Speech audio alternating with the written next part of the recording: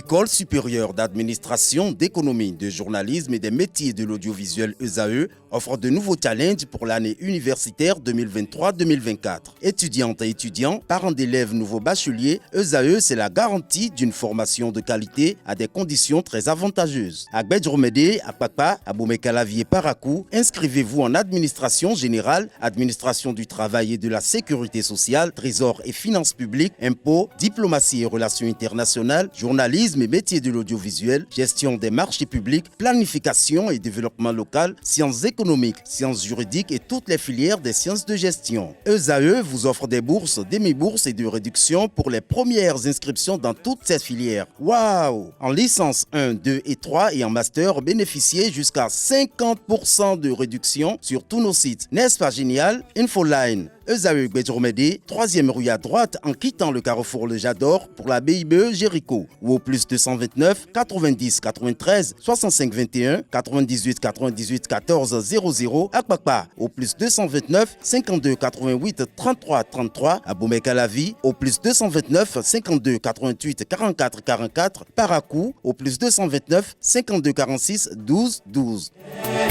ESAE, l'excellence à un an.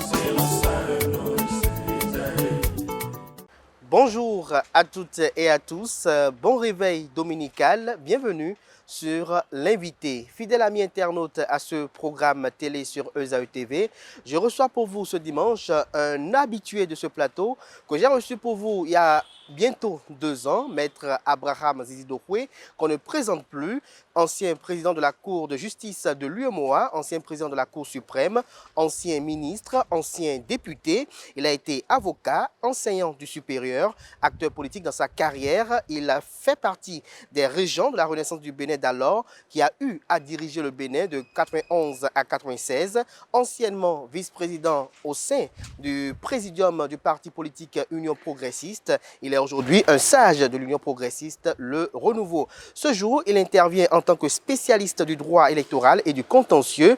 Il est souvent surnommé comme un fin limier de la procédure. Avec lui, nous parlerons de révision constitutionnelle et de la réforme du système partisan. Bonjour à vous, Maître Abraham Zizidokwe. Bonjour, cher ami. Ça fait un sacré bail, un sacré moment. Bien sûr, bien sûr. Je vous avais dit que quand le débat sur la révision ou non de la Constitution a démarré, vous m'avez fait appel et je vous ai dit que je n'étais pas sorti encore de ma réserve. Oui, cette réserve dans laquelle vous avez resté pendant longtemps, des gens estiment que cela peut-être dû au fait que, bon, on voudrait bousculer la tête de l'UP et que, bon, c'est pour cela qu'aujourd'hui, vous êtes caché. Non, pas du tout, pas du tout. Quand vous prenez le programme du président Talon, il avait dit qu'il fallait rajeunir la classe politique. Donc notre génération, nous avons mis en route, en chantier après la réforme, ce qu'on devait faire. Donc à un moment donné, on a estimé, et lui et nous, ensemble, qu'il fallait passer la main à la jeune génération. Ça a été fait de concert avec vous? Bien sûr, ce qu'on a fait de gaieté de cœur. Vous savez, on ne peut pas passer la main à une jeune génération, une jeune direction, et continuer de nous balader de plateau en plateau. Et à quoi ça? C'est comme on dit chez nous, vous donnez le cabri et vous retenez la corde. Ceux à qui on a passé la main, c'est des gens capables, des gens valables. Il fallait les laisser à l'œuvre. On les a vus à l'œuvre, ils sont allés aux élections, et on a eu les résultats, etc. Donc, le fait de ne plus me voir de plateau en plateau, c'était une réserve volontaire. Mais je vous avais promis que quand je sortirai de ma réserve, que c'est à vous que j'irai. Mais dans la pratique, ça n'a pas été le cas. J'étais avec un de vos collègues sur questions actuelles, CAP-FM, parce que tout simplement, un aîné, Feu Jérôme Carlos, un de vos maîtres en Tout matière à fait. de journalisme, Tout à fait. a quitté Nous a cette quittés. terre. Donc, par reconnaissance et par témoignage, j'ai répondu À cet appel. à cet appel. C'est pour ça que, sorti de ma réserve, vous n'avez pas eu la primeur Cette primeur. de mes interventions, mais je répare aujourd'hui en répondant. Mais après vous, il y a eu d'autres interpellations. Vos collègues de l'ORTB m'ont interpellé. Les réseaux sociaux m'ont interpellé. On a même passé de mes anciennes images, devoirs de mémoire. Des émissions Ce qu'on a que eues j'avais dit en temps sur le faire. débat sur la Constitution. Je ne renie rien, je ne renonce rien. On va s'expliquer tout à l'heure. Mais vous me permettrez deux petits préalables. Oui, allez-y, très rapidement. Le premier, c'est les hommages. J'ai parlé de notre aîné, de votre ancien maître Jérôme Carlos. Après lui, ce fut la ronde funèbre des philosophes béninois. Feu professeur Routondi, feu professeur Stanislas Peroado-Tevi, qui a préfacé un de mes ouvrages, ma part de législature. Et maintenant, c'est le tour d'éminents juristes à valeur internationale. Je voulais parler de maître Robert Badinter, le bâtonnier, qui a passé toute sa vie de combat contre la peine de mort. Ça, c'est une personnalité emblématique des droits de l'homme des individus. Et nous venons d'apprendre également le décès du docteur Yanish Gandhi, qui est un juriste indien, qui est président de la fondation City Montori School, qui organise chaque année en Inde des sessions qui regrouperaient tous les chefs, ce qu'ils appellent Chief of Justice, les chefs des hautes cours de justice du monde entier. En novembre dernier, on y était. Nous avons appris son décès. Nous lui rendons le même hommage. Donc voilà ce que j'ai dit en premier préliminaire. En second préliminaire, c'est les différentes interpellations. À ces interpellations, notamment du professeur Tometi Narcisse, qui m'a interpellé sur les réseaux sociaux. Et c'est après cette énième interpellation que je me suis dit, non, il fallait quand même intervenir dans ce débat. On ne peut pas vous interpeller, quelle que soit votre réserve, ne pas en dire un mot. Surtout que je ne suis pas sorti de ma réserve pour parler politique politicienne. Pas du tout. Ce n'est plus mon rôle aujourd'hui. J'interviens dans ce débat que je trouve très intéressant pour ma part parce que... Pourquoi il est intéressant selon vous? Non, il y a une diversité qui s'exprime aujourd'hui et moi, ça me fait grand plaisir. J'entends vos collègues journalistes sur des émissions, des journalistes 5-7, matin sur le RTB. J'entends des chefs de partis politiques, que ce soit de la mouvance ou de l'opposition, qui font des propositions. Moi, ça me réjouit, ça fait un bouillonnement intellectuel. Et c'est de ça qu'il s'agit, la démocratie. Et tous les jours, ce matin sur télé, et c'est sur Canal 3, etc. Je suis tous les débats. Alors moi, ça me réjouit énormément. Et je dis bravo à toute la classe politique, toutes tendances confondues, mouvance comme vous. Chacun est allé de sa conception, de sa vision, de son interprétation. Évidemment, en politique, il y a toujours des intérêts.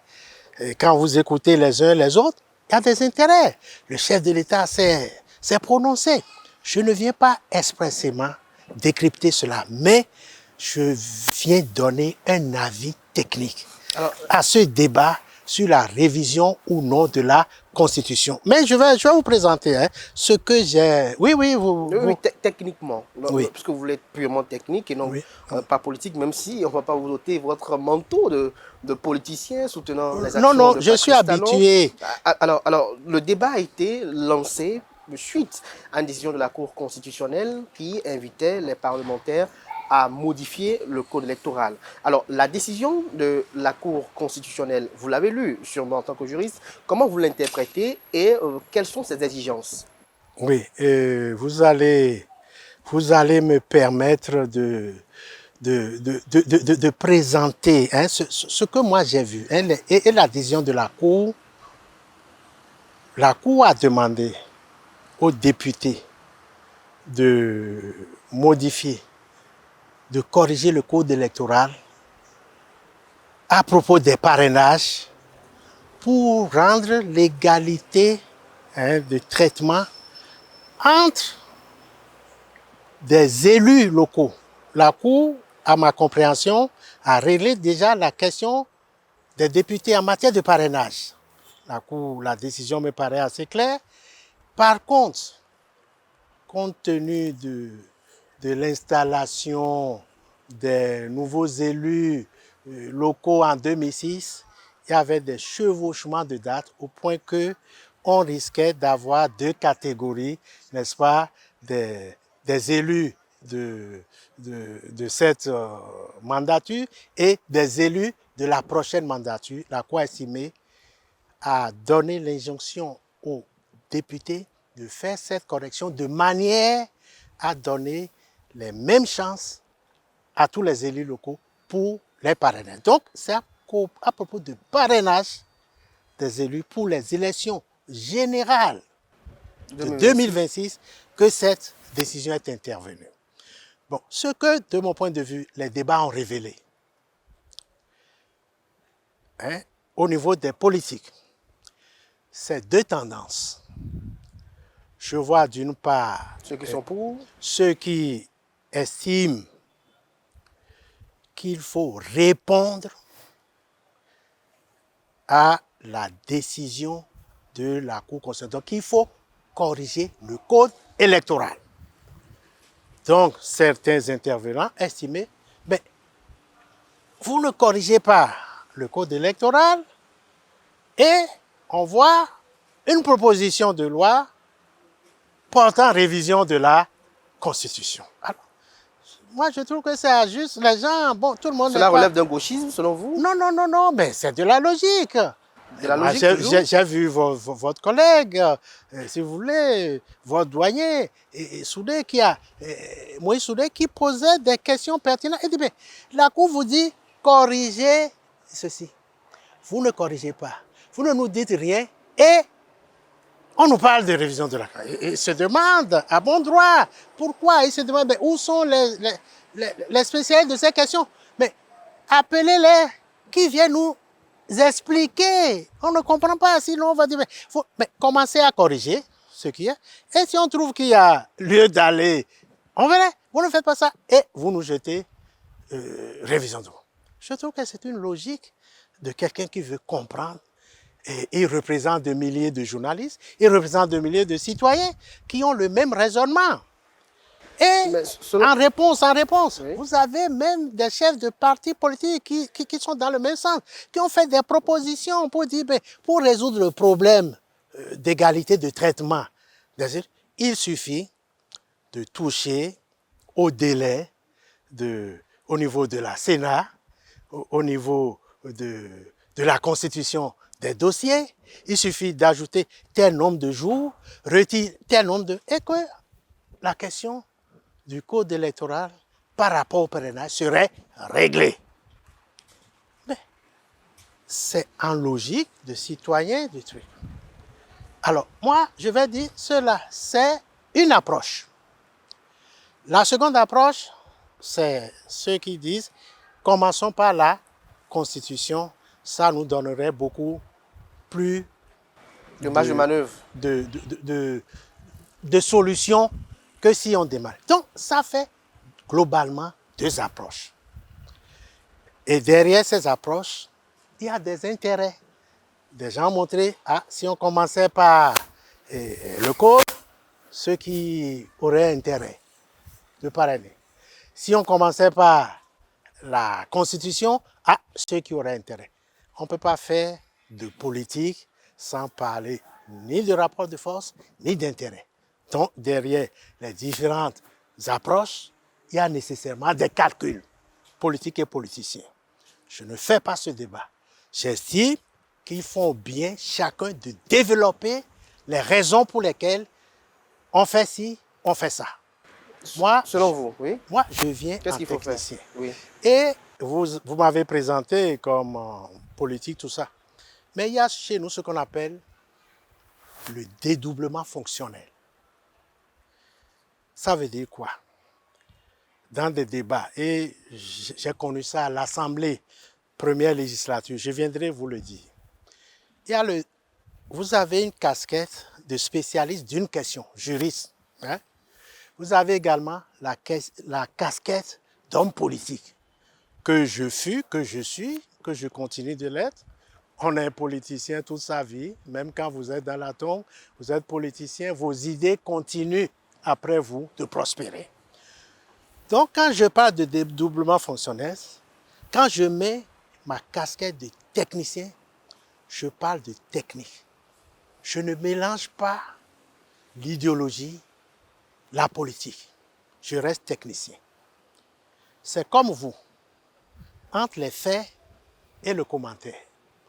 Les faits sont sacrés, le commentaire est libre. C'est à peu près ça, quand je parle de dédoublement fonctionnel. Donc ici, je viens comme technicien. Je ne viens pas comme l'homme politique. Parce que mon ami, le professeur Narcisse, il dit, si vous dites de réviser, vous êtes pour le talon. Si vous dites de ne pas réviser, vous êtes pour le peuple.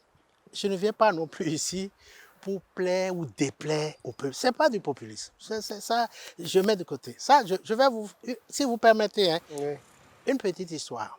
À la première législature du renouveau démocratique, j'étais à l'Assemblée, la seconde partie de l'Assemblée, les années 93. J'étais membre, même porte-parole du groupe parlementaire de la Renaissance du Bénin.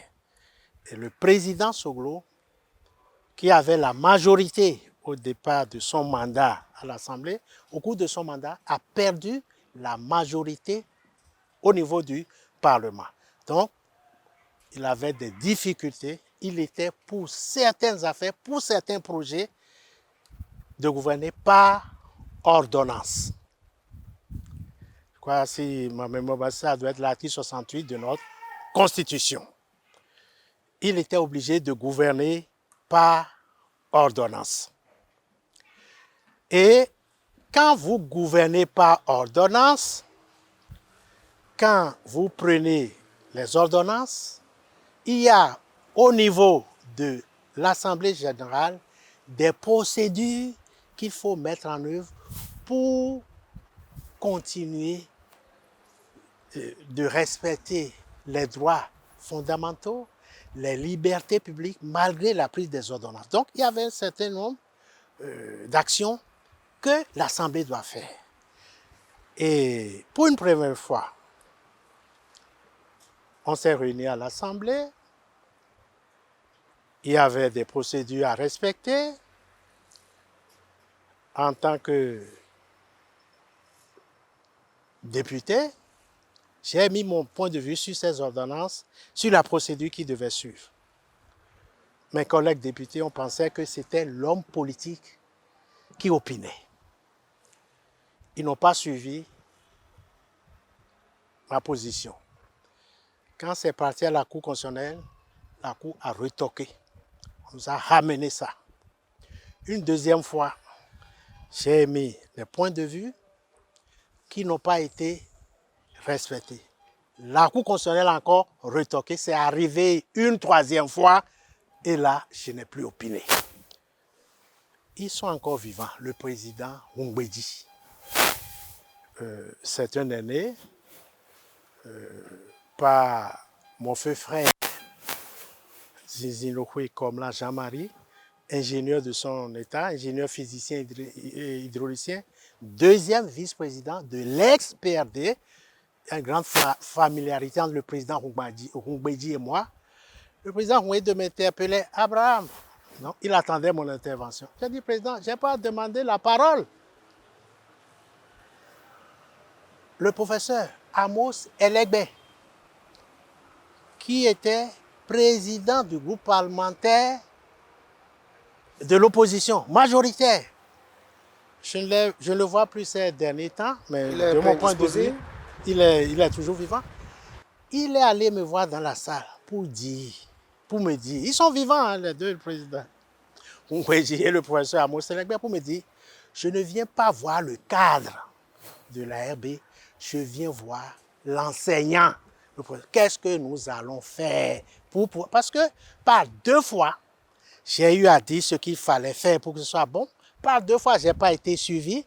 Par 2 fois, la Cour constitutionnelle a retoqué ce qu'on a fait. Bref, c'est pour parler de dédoublement fonctionnel. Quand vous êtes dans votre manteau de spécialiste, de technicien, vous dites ce que votre petite science, votre science vous permet de dire. Alors, mais quand vous parlez en politique, en politicien, ayez l'amabilité de dire, là, je parle en tant que politicien. C'est vous dire que je peux donner un avis technique sur une question donnée, si c'est à l'Assemblée, et qu'au plan politique, pour voter, compte tenu de la position de mon parti, je puisse faire un vote contraire à l'avis technique que j'ai pu donner.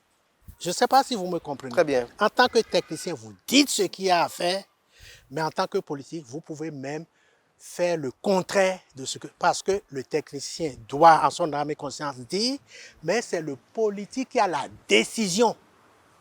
Ce n'est pas le technicien. Et quand le politique prend la décision, il en assume la responsabilité. Mais pour l'honnêteté intellectuelle, le technicien, vous devez dire ce qu'il y a, quitte au politicien de faire ce qu'il veut. Donc c'est ça qu'on appelle dédoublement fonctionnel. Donc dans ce cas d'espèce, que dit le technicien? Parce que mon ami Tometti, il m'a fermé dans ce dilemme. Si vous dites A, ça veut dire que vous êtes pour Talon. Si vous dites A, vous serez pour le peuple. Mais selon vous, doit-on réviser la Constitution? Doit-on aller à une révision constitutionnelle pour résoudre le problème? Ou pas? Je vous ai dit qu'il y a eu 2 approches différentes. Vous êtes partisan mais de quelle approche? nature politique. Oui. Chacun mais le technicien... Le technicien, je vais vous dire, sans même la décision de la Cour constitutionnelle sur le parrainage qui amène à avoir modifié le code d'auto-estimant, réviser la Constitution, je dis s'il n'y avait même pas cette décision de la Cour constitutionnelle, le technicien que je suis, l'avis que je puis vous donner, c'est que dans la Constitution révisée, celle de 2019, il y a eu une inversion des dates des élections.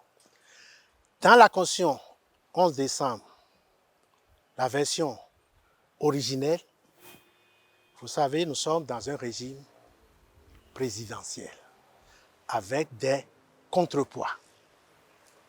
Quand vous êtes dans un tel régime, les standards internationaux, le standard républicain, le standard démocratique, c'est de commencer les élections par l'élection du président de la République, puisque vous êtes dans un régime présidentiel. Pourquoi? Oui, expliquez. Quand vous votez les électeurs et que vous choisissez un président de la République, la concordance, la stabilité pour la bonne gouvernance oblige les mêmes électeurs qui ont choisi le président de la République donner la majorité à son parti ou à ses partis qui le soutiennent pour qu'il y ait une bonne gouvernance. Tout à l'heure, je vous ai montré dans la gouvernance du président Soglo, quand il a perdu la majorité à l'Assemblée, il était obligé de gouverner par ordonnance. Et ce faisant, on vous taxe nécessairement de dictateur. C'est ce qui se passe en France aujourd'hui. Le président français n'a pas la majorité absolue au Parlement. Il est obligé d'utiliser un mécanisme de 39-4 qui est l'équivalent de nos ordonnances ici. C'est vous dire qu'il y a une corrélation entre le régime politique, le régime constitutionnel et l'agenda électoral. Si vous êtes dans un régime parlementaire, par exemple, l'ordre des élections, la première élection qu'on fait, c'est l'élection des députés. Pourquoi? Pour voir le parti majoritaire. Et c'est ce parti majoritaire qui donne le chef de l'exécutif. C'est le chef de ce parti majoritaire ou un de ses membres qu'on choisit comme chef de gouvernement. Pour qu'il y ait concordance, pour que le chef de l'exécutif ait la majorité à l'Assemblée, puisque son parti est majoritaire, pour qu'il puisse avoir une gouvernance stable et conduire son programme à terme. Donc il y a une corrélation entre le régime constitutionnel et l'agenda électoral. Donc, avec la révision de 2019, il y a eu inversion des élections. Sinon, c'était toujours depuis 1990 la première élection, parce qu'on est en régime présidentiel, que ce soit la version originelle 1990, que ce soit la version révisée, nous sommes en régime présidentiel. Ça implique nécessairement qu'il faut commencer par l'élection présidentielle. Or, cette inversion avait été faite à dessein ou c'était une erreur? Bon, écoutez, il n'y a que ceux qui ne font rien, qui ne font pas d'erreur. C'était une erreur? J'estime aujourd'hui que c'est une erreur. Parce que peut-être beaucoup de gens mettent beaucoup de choses sur le dos du système partisan. Est-ce que vous voyez? Parce que quand oui, on dit système, parce que ceux qui l'ont fait étaient députés au Parlement, qui répondaient de formations politiques, au sein de laquelle vous étiez membre du présidium. Est-ce que vous n'avez pas consulté? Non, ne mélangeons pas les choses. Okay. Un député. Okay. C'est différent de la vie de parti politique. Il ne faut pas mélanger. Faut pas mélanger. Chacun a sa responsabilité dans la République. Ce n'est pas parce que je suis membre de... Non. Okay.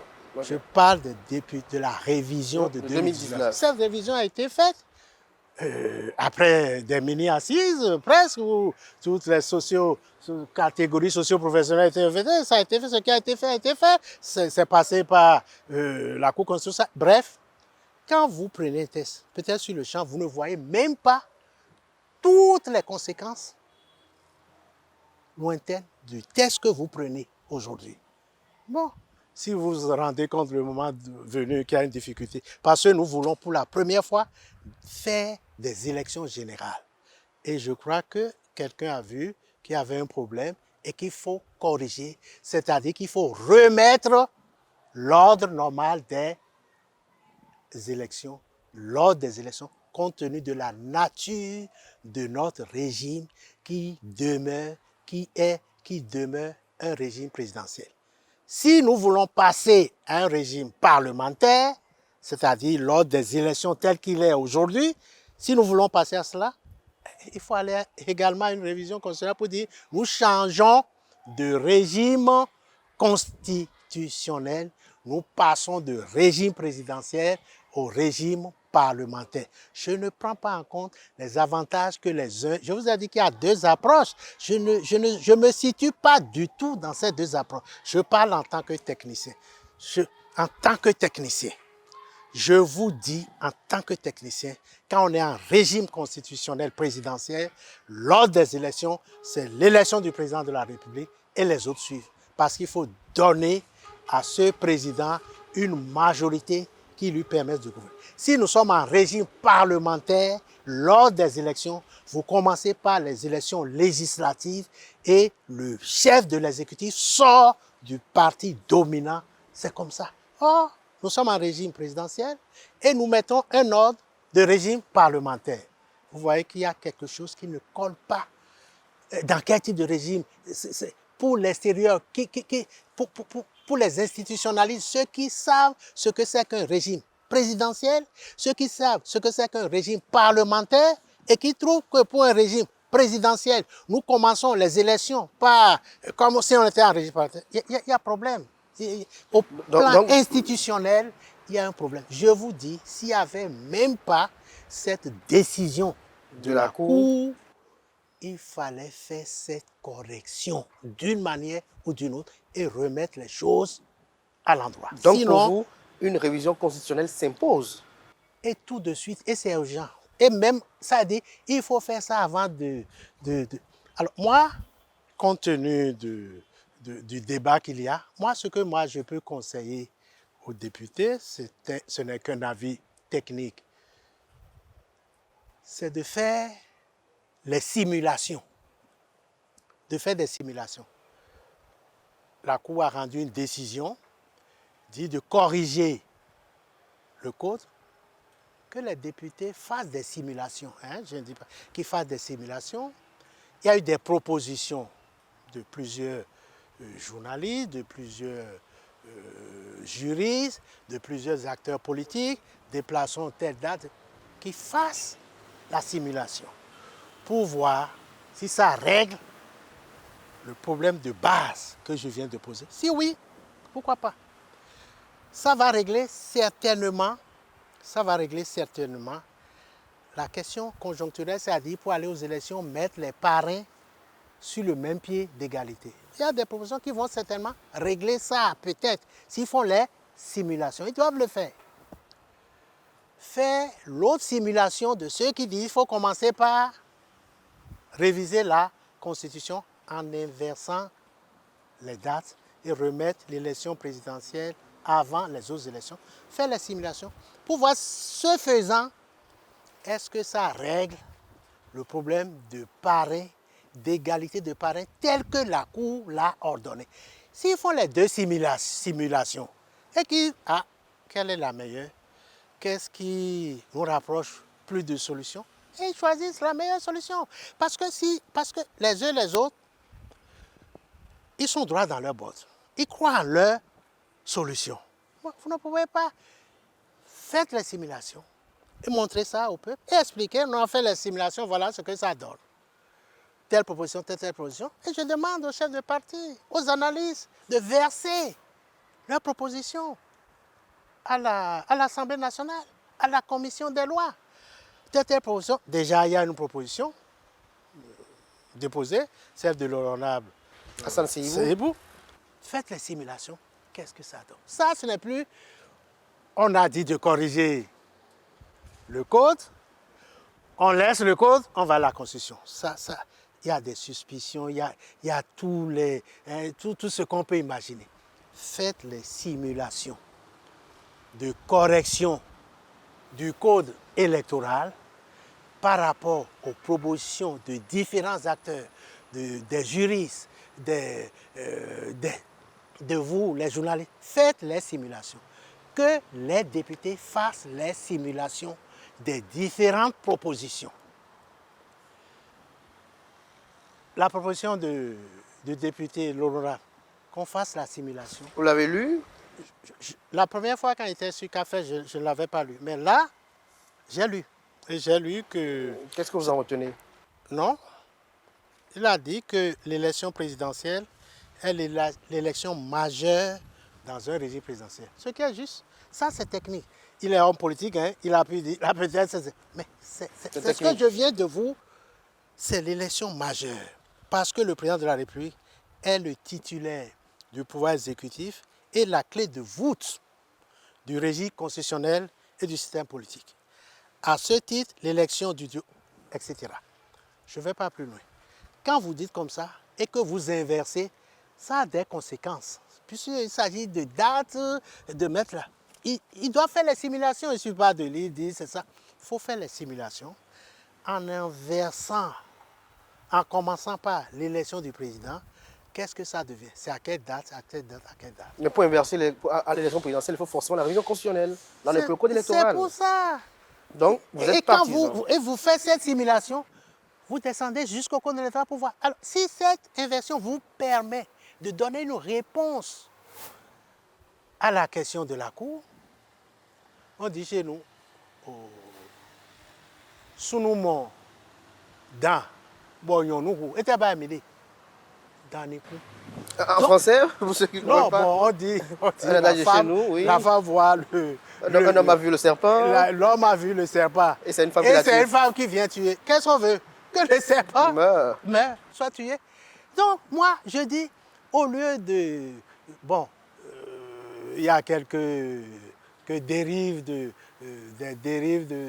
d'intervention, d'injuries, on fait des offenses, des diffamations, c'est pas bien. Un débat d'idées, c'est un débat d'idées. On n'a pas besoin de s'injurier. Chacun donne son argumentaire et met ça devant le peuple et le peuple apprécie. Ce dont la mouvance présidentielle a besoin pour aller à cette révision constitutionnelle que vous souhaitez aujourd'hui, c'est l'aval de l'opposition. L'opposition qui... Mais c'est pour ça que je dis que les députés, les 109 députés, doivent faire les simulations des différentes propositions. Peut-être que toutes les propositions ne sont pas encore sur la table de l'Assemblée, mais moi j'ai suivi les débats, des analystes, des juristes, des chefs de parti, même de la mouvance, ont fait des propositions. À la Sénat, le temps de reprendre les dossiers, c'est au lieu de temps, ramener à temps. Bon, les gens font des propositions, faites les simulations. Quand on fait ça, ça donne quoi? Ça peut résoudre le problème conjoncturel, je vous le dis. Vous pensez que les politiques, là, sur le thème politique, vous trouverez un consensus pour aller à une révision constitutionnelle? S'ils font les simulations et ils trouvent que c'est une solution conjoncturelle, ça ne règle pas le tout de la nature du régime. Et s'ils font l'autre simulation et ils trouvent que c'est ça, ils n'ont pas, ce n'est plus intérêt, c'est un impératif si vous ne le faites pas. C'est votre pays que, au plan international, c'est comme s'il n'y a pas de juriste dans ce pays, c'est comme s'il n'y a pas de constitutionnaliste, c'est comme s'il n'y a pas de politologue, c'est comme s'il n'y a pas de spécialiste de droit électoral, c'est comme... Vous m'excusez le terme, vous mettez un habit je ne sais pas, de cabri à un bœuf. Ça n'a pas de sens. C'est comme si vous faisiez du cinéma, si vous faisiez un festival. Nos institutions seront interprétées comme on est dans un régime présidentiel, mais on lui applique un habillage de régime législatif. Ça n'a pas de sens. Ça devient une institution que j'ai qualifiée de transgenre, pour ne pas dire, vous m'excusez le mot bâtard, ça devient transgenre. Si vous êtes en régime parlementaire, vous commencez par les élections législatives. C'est ça le standard international, dans un régime démocratique. Le chef de l'exécutif sort du parti qui a gagné l'élection. Mais si vous êtes en régime présidentiel, ça c'est purement technique, c'est du droit constitutionnel, c'est de la légistique, c'est tout ce que vous voulez. Tous les standards démocratiques républicains à un régime constitutionnel correspond un agenda électoral républicain et démocratique. Ça, c'est la question technique de base. Indépendamment de à qui ça profite, à qui ça arrange qui. Je n'entre pas dans ce débat de personnes, de procès d'intention, de jugement. Je n'entre pas dans ça. Alors, pour rester dans cette neutralité, dans votre technicité toujours, il y a des citoyens, vous avez été via Internet, où nous sommes très attentifs sur tout ce que se dit sur la toile. Oui. Il y en a qui émettent des inquiétudes quant à la candidature de l'ancien président au poste de vice-président. Est-ce que vous, non, en tant que technicien... C'est pas ça qui est en débat. Oui, c'est pas ça qui est en débat, mais il y en a ça, vous me demandez un avis. Oui, un avis. Non, de point de vue, si un vice-président est appelé à être président et que notre constitution dit qu'un ancien président ne peut jamais... qui a déjà fait 2 mandats. Donc, ça, oui. Donc, la question ne se pose pas, de mon point de vue. Là. Mais est-ce qu'il peut être candidat aux élections législatives lorsqu'on sait que le député peut être président de l'Assemblée nationale et que dans l'ordre... On ne peut pas l'empêcher d'être candidat. Mais au moment où ça va pointer pour qu'il devienne président de l'Assemblée, les gens vont prendre des tests et ce sera anticonstitutionnel. Ils seront obligés de réviser. Vous savez, les textes, nous sommes des êtres humains. Vous prenez un test pour régler une question donnée, sans savoir qu'une autre question peut encore. Mais si la question se présente, on fait face à ça. On ne peut pas tout prévoir et voir tout ce qui peut arriver au moment. Mais Donc, ce qui est différent. en France, quand le général de Gaulle a instauré la Ve République, que disaient les socialistes? Il a parlé de coup d'État permanent avec la Ve République. De tous les présidents, ce président Mitterrand est le seul, alors qu'il parlait de coup d'État permanent, il est le seul à faire 2 fois le septennat prévu par le général de Gaulle. Celui qui l'a prévu n'a même pas bénéficié de ça. Ce qu'il appelait coup d'État permanent, c'est lui qui en a bénéficié. Donc, ça vous dire qu'il n'y a rien de statique dans la vie, dans le monde. Je vous ai dit que sur les réseaux sociaux, les gens faisaient passer une de mes anciennes interventions et me rappelaient devoir de mémoire. J'ai dit, certes, tout ce que j'ai dit, je le répète, au moment où je le disais, c'était valable. Mais je n'ai pas une mémoire atrophiée. Je n'ai pas une mémoire sclérosée. Quand je suis face à une jeune fille, vous m'excusez l'expression, vierge, je ne peux approcher qu'avec des mains tremblantes, avec une forte émotion, parce que c'est une jeune fille vierge. Mais si la jeune fille n'est plus vierge, je ne peux plus avoir les mêmes émotions, que si j'étais... On a dit que notre constitution est un fétiche. Mais si on a pissé sur le fétiche, il est désacralisé, il n'est plus le même fétiche. Ça a été désacralisé. Mais est-ce que les gens n'ont pas pissé sur... Cette constitution-là, si je vais vous dire le fond de mon cœur, la constitution de 1940, elle est faite comme si on ne devrait jamais la toucher, la réviser. On y avait mis tellement de blocages. Vous savez qu'il fallait une loi constitutionnelle qui a été prise sous le président Yahi. Il fallait déverrouiller. Moi, je crois que, et ça, vous me permettez, c'est juste une opinion, je crois que le péché, ce que les gens reprochent au président Talon, c'est d'avoir révisé, d'avoir touché cette constitution. Ça, parce qu'une constitution est faite. Est-ce que ce n'est pas également lié à la qualité de la production législative? À la Qualité oui, de la production législative. Mais écoutez, un député n'est pas un spécialiste de droit. Vous avez des ingénieurs, vous avez des qui sont à l'Assemblée. C'est vous dire que la tâche n'est pas facile, parce que c'est trop tôt de jeter. Mais ils sont quand même dotés pour quand même construire des cabinets. Je sais qu'il y avait la capane à l'Assemblée nationale quand on y était. Je sais qu'il y a...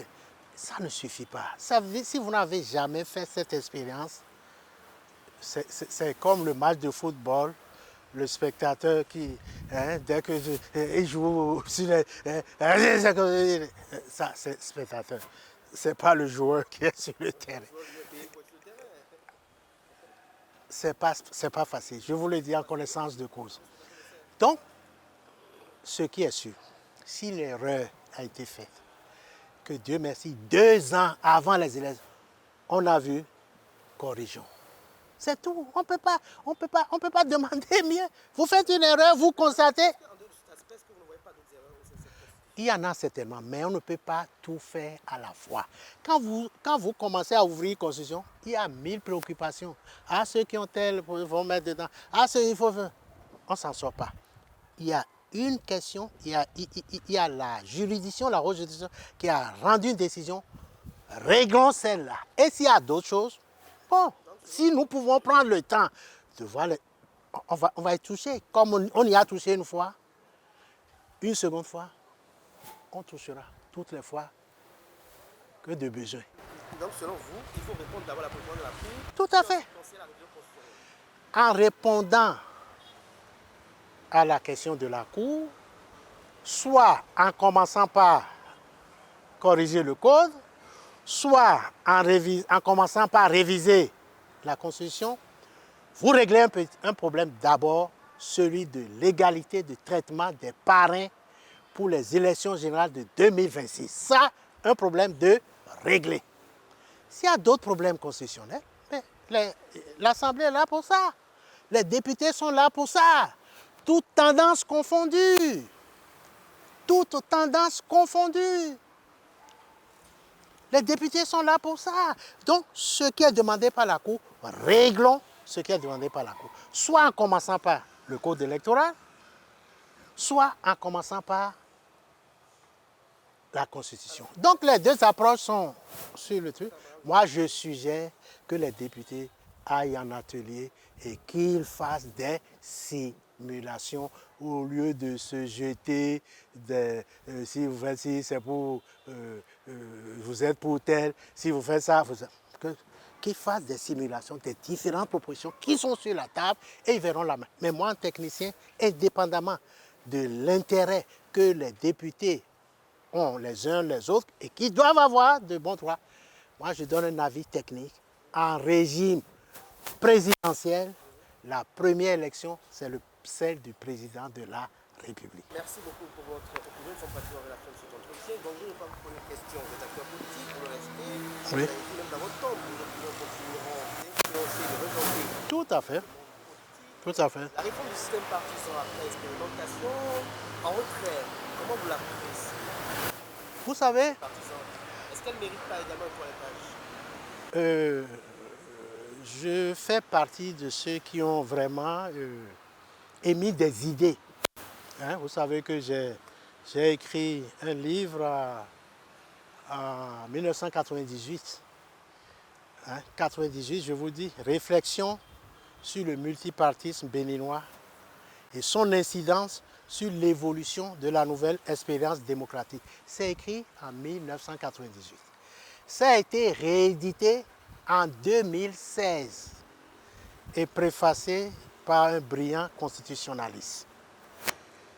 Il disait que j'étais un visionnaire, pour ne pas dire un prédicateur politique, parce qu'en 1998, je voyais déjà, et c'était comme s'il était en 2016, parce que les débats ont montré qu'il faut une réforme du système partisan. Nous ne pouvons pas continuer avec 200 partis. C'était unanime, toutes les analyses, tous les partis, toutes les réflexions sont allées dans ce sens. Alors moi je dis, cette réforme du système partisan est une réussite, mais une réforme inachevée. Et il ne faut pas mettre tout sur le dos du système partisan. Dès qu'il y a n'importe quoi, on dit c'est la réforme du système partisan. Ça a échoué. C'est la réforme. C'est faux. Quand on parle de la réforme du système partisan, je voudrais que les gens comprennent une fois pour toutes qu'il y a deux principes de base. C'est ce qui a été dit dans le code électoral de 2019, qu'il faut un taux de 10% pour prétendre à la répartition des sièges pour les élections de liste, à savoir les élections législatives et les élections de proximité, de base. Ça, c'est le premier élément. Je dis, quand on parle de la réforme qui a été faite, c'est un principe fondamental. Le second, ce n'est pas visible parce que c'est relatif à la charte des partis politiques. Si vous prenez l'article 5 de notre Constitution, il dit que c'est les partis politiques qui concourent au suffrage universel. Mais quand vous allez à la première charte, à la seconde charte, le concept de alliance de partis politiques, ce concept s'est glissé dans les deux premières chartes. Et qu'est-ce que les députés ont fait? Dans la troisième charte, les députés ont gommé cette alliance de mots, si bien que quand vous êtes un parti politique, vous y allez seul, vous n'allez plus en... Voilà les deux principes de base de la réforme du système partisan. Après, il y a eu le nombre de militants par... ça, il y a eu la charte, le statut du chef de l'opposition, il y a le financement des... Mais quand on parle les deux principaux, les deux fondamentaux, de base, après expérimentation, il ne faut pas encore... vous voulez qu'on revienne à 200, 300 partis politiques? Si vous permettez à des alliances, attendez. Si vous permettez, c'est la charte d'abord. Si vous permettez aux alliances de partis d'aller aux élections législatives, vous aurez 200, 300, 400, tout de suite. Vous voulez qu'on revienne à ça? Libre à ceux qui décident aujourd'hui. Nous, on a dit ce qu'on pense et on assume. On a mis 10%. Les gens estimaient que c'est trop. Ils n'ont qu'à faire des simulations. Si on mettait à temps combien? Et s'il y a un consensus là-dessus, allez, je vous dis que rien n'est figé. Nous sommes dans un monde dynamique. Et la Constitution, il n'y a pas de bonne ou de mauvaise Constitution. C'est celle qui permet à un peuple de vivre tranquillement, pacifiquement, de voir ses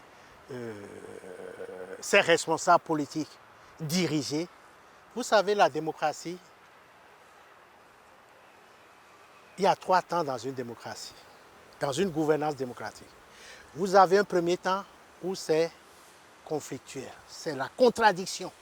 Chaque camp, chaque parti développe ses arguments. Vous avez un second temps où il y a la délibération.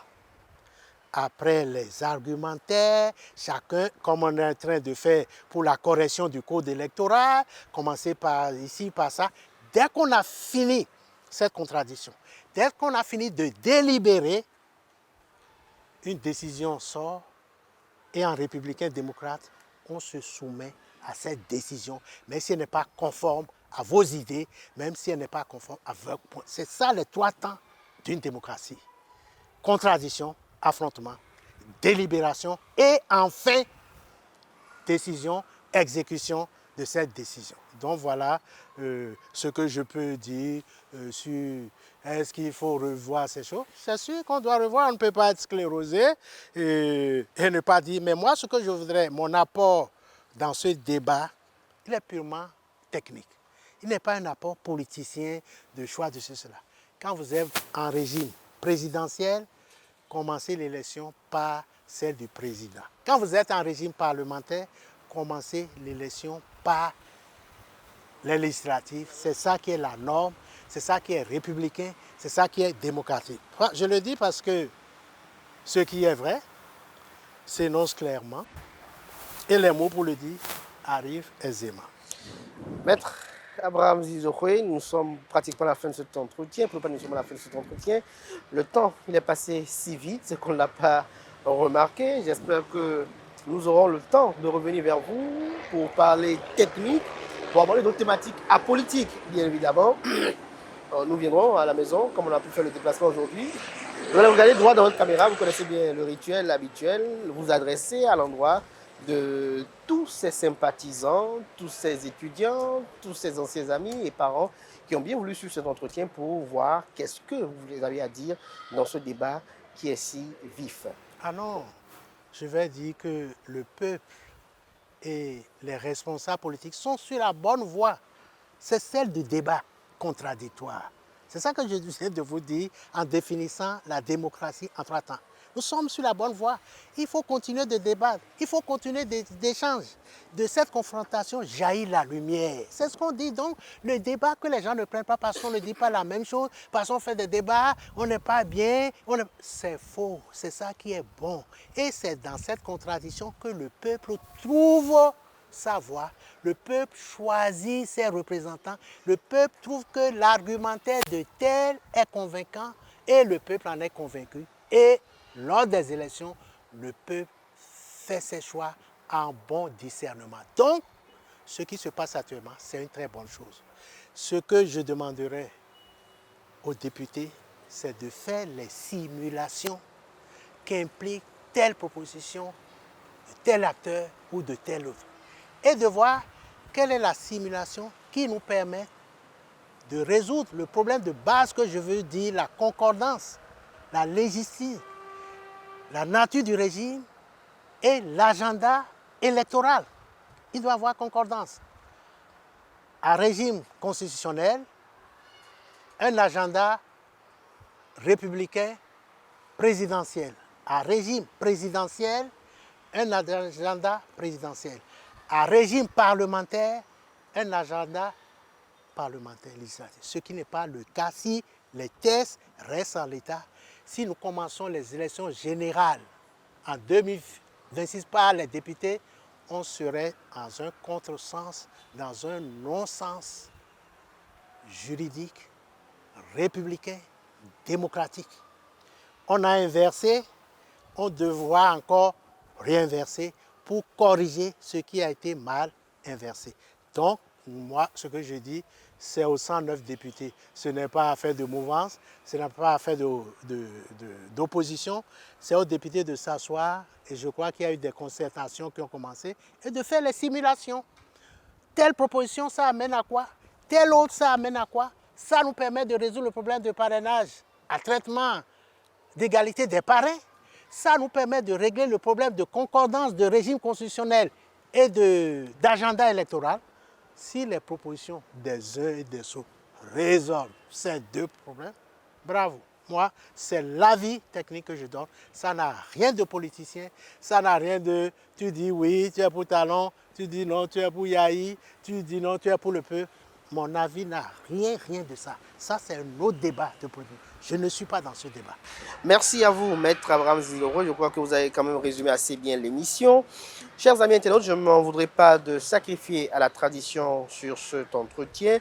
À l'entame de l'émission, lorsqu'il a été interrogé sur la façon dont il s'est éclipsé de la scène politique, il a fait savoir, il a rappelé que le président Patrice Talon avait prévu rajeunir la classe politique. Cela a été inscrit dans son programme et donc lui et les siens ont passé la main à une jeune génération avec gaieté. Et donc pour lui, il n'y a pas péril en la demeure. Il ne renie rien, il ne renonce rien, a-t-il laissé entendre à l'entame de ses propos. Il a également voulu rendre hommage à d'illustres disparus, il a salué la mémoire d'illustres disparus. Il a fait part de l'interpellation du professeur Narcisse Tometti. Il se réjouit du bouillonnement intellectuel autour du débat politique. Pour lui, cela dénote de la vitalité de la démocratie béninoise. Il a donné sa compréhension de la décision de la Cour constitutionnelle. Il a évoqué le dédoublement fonctionnel, ce sur quoi il s'est basé pour donner son opinion purement technique. Il a partagé avec nous une anecdote qui date de la première législature du Bénin, législature au cours de laquelle il y avait l'ancien ministre et ancien député Amos Elegbe, l'ancien président de l'Assemblée nationale Adrien Rungbeji. Il les a cités, il a dit qu'ils sont vivants encore et on peut vérifier cette anecdote. Il a dit que sans la décision de la Cour, le technicien qu'il est pense qu'il faut réviser la Constitution car pour lui, il faut commencer par l'élection du président de la République avant d'aller aux élections législatives et communales car cela est en cohérence avec le régime pour lequel le Bénin a opté, notamment le régime présidentiel. Car pour lui, c'est lorsqu'on est dans un régime parlementaire qu'on commence par l'élection par les députés législatives pour après ensuite aller à la présidentielle. Il a justifié de long en large cette thèse, il a répété à maintes reprises tout au long de l'entretien pour essayer un peu d'expliquer sa position qui pour lui est purement technique. Pour lui, l'ordre des élections est en cohérence avec le régime choisi et donc on doit revoir cela car la révision de 2019 a inversé les dates des élections et pour lui, c'est une erreur qu'il faille impérativement corriger. Excusez, il faut remettre l'ordre normal des élections compte tenu de la nature de notre régime, a-t-il martelé au cours de cet entretien. Pour lui, une révision de la Constitution s'impose. Il invite les députés à faire des simulations en tenant compte des différentes propositions afin de trouver un consensus. Interrogé sur la réforme du système partisan, pour lui, la réforme du système partisan est une réussite, mais inachevée. Voilà l'essentiel à retenir de ce qu'il a eu à dire ce dimanche. J'espère que j'ai été fidèle à vos propos. J'ai été fidèle. Merci à vous, Maître Abraham Ziloro. Je rappelle que vous êtes juriste de formation, ancien président de la Cour de justice de l'UEMOA, ancien président de la Cour suprême, ancien ministre, ancien député, avocat, enseignant du supérieur, acteur politique. Aujourd'hui, vous êtes intervenu, autant pour moi, en tant que spécialiste du droit électoral et du contentieux. Merci à vous, chers amis internautes. On se retrouve très bientôt pour d'autres rendez-vous médias.